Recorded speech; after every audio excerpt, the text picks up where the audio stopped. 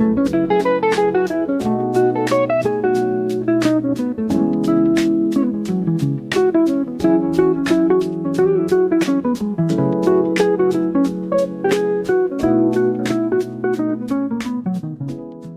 y'all, my name is Deja and welcome back to my channel.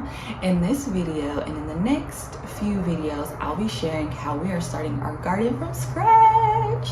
And I'm so excited because I want a garden. I want a romantic, lush garden, and I know it won't happen this year, but I want to start this year. So I'm currently in our sunroom on a beautiful Sunday morning, and I wanted to share how I have started some seeds on a budget. Starting seeds is the most affordable way to start a garden, whether you're growing vegetables or flowers.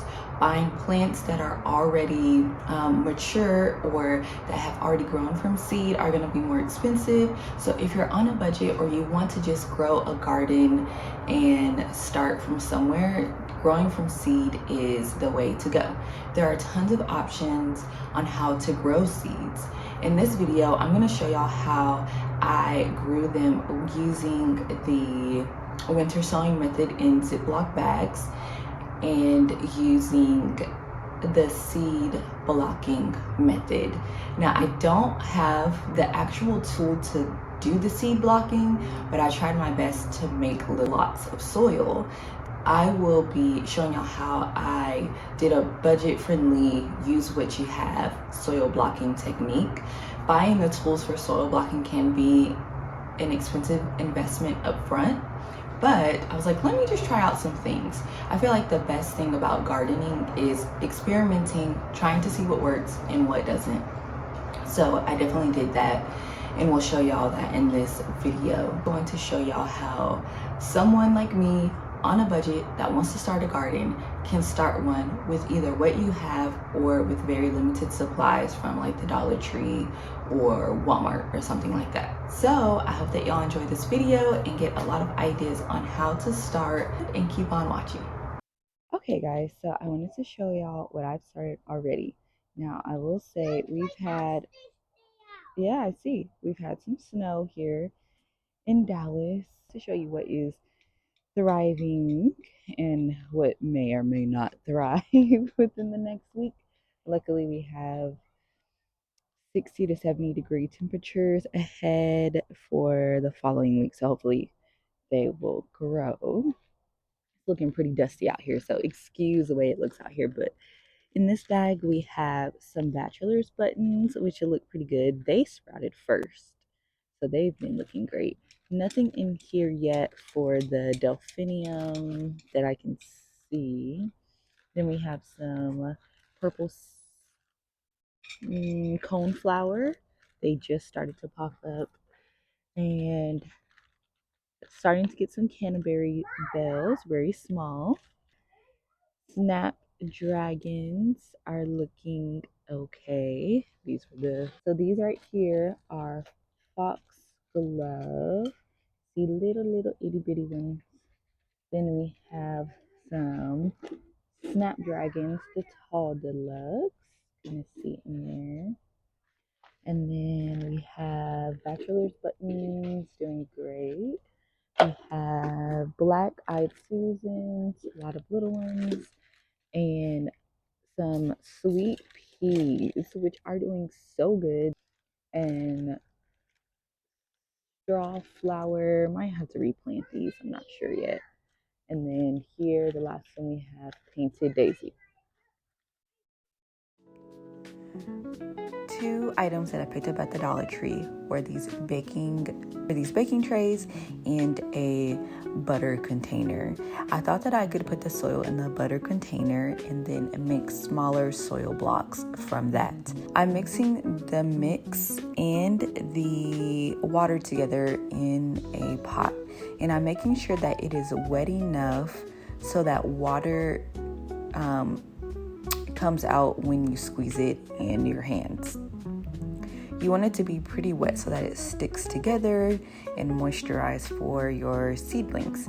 There are tons of videos on this, and my favorite, and I'll link her or name her channel in the description is Blossom Branch Farm, I believe. The thing to keep in mind is when you are starting seeds, use whatever you have or whatever is most accessible to you.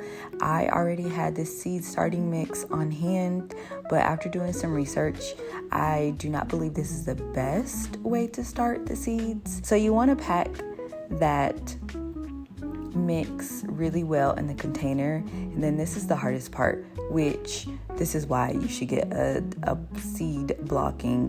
soil blocking tool whenever you're serious about this, or if you just want to start out the easy way.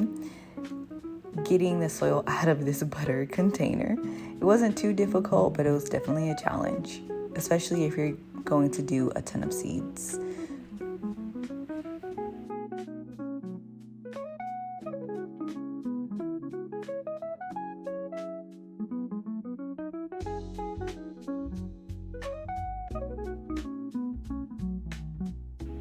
So once I was able to get the soil out, I separated the entire block into smaller portions. And then I got a dowel and made a little small divot in each square so that I could apply the seed to each hole. And then after that, I apply my seed to each one and label it accordingly. And then I add a light layer of soil on top depending upon the needs of each seed. Each seed has different requirements, if it likes to be sown in the dark or in the light right on top of soil. So it just depends on the type of seed that you're planting. I bring the trays outside and I want to create a little greenhouse. Originally, I added a crate on top of the seedlings after I sprayed them with water, but then I went in and added a clear dome to make it more like a greenhouse for the seedlings to sprout. Okay, now on to the winter sowing in Ziploc bags. When I initially saw this method, I was like, okay, this is really attainable for me. And I think it is a really easy way to start seeds. However, I am annoyed with opening and closing the bags to check on them and water them. I start by labeling each bag and adding the soil to each bag and making sure that it is very moist. And then I squeeze out all of the water out. You also want to make sure that you cut small little triangles at the bottom so that water can flow out of the bags. And then add your seedlings once you kind of create a flat surface for the seeds to rest, and then either cover them with soil or leave them on the surface, just depending upon what you're planting and the seeds needs, and then water again, and then you can just place it right on out. So much easier than soil blocking, but I feel like soil blocking will give you success when you actually need to plant them out, and I think it will make the plants healthier in the soil blocking method. I think it will also be difficult maybe to remove some of the seedlings from the bag. Another issue or mistake that I made is I didn't use soil that was fine enough in the bags that I've already started. And I think that might be an issue, but we will see. Hopefully it won't be.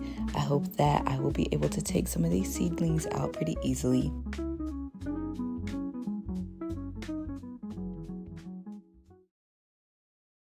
Okay, so in the morning, our yard faces the east, and so it gets a lot of morning sun, which is great. But these are mostly cosmos. These are sweet peas, which this one sprouted. Look, my toddler knocked some of these over. So I'm not sure if some of these will make it, but most of these are cosmos. This is straw flower, and I know that they take a while, at least for me. And this is what the bachelor's buttons are looking like. They're starting to get some second set of leaves. It's still looking good. I think I didn't water them enough yesterday. So like kind of, it's okay. And let me know if any of these methods worked for you, or if you tried other methods. There are a ton of ways, like I said, to start a garden and to start seeds, but just try what works best for you and what you feel like is the easiest and most attainable way for you to start a garden on your own terms. So I will see y'all in the next video. Have a lovely week, and if you are somewhere where it is warm and nice like this beautiful day, I hope that you are enjoying the weather and touch grass. I have been touching grass and it is so therapeutic. Okay, go out and touch grass. It definitely, look it up, it has benefits. Touching grass and dirt, it's just so great. Anyways, all right guys, I'll see y'all in the next video. Bye.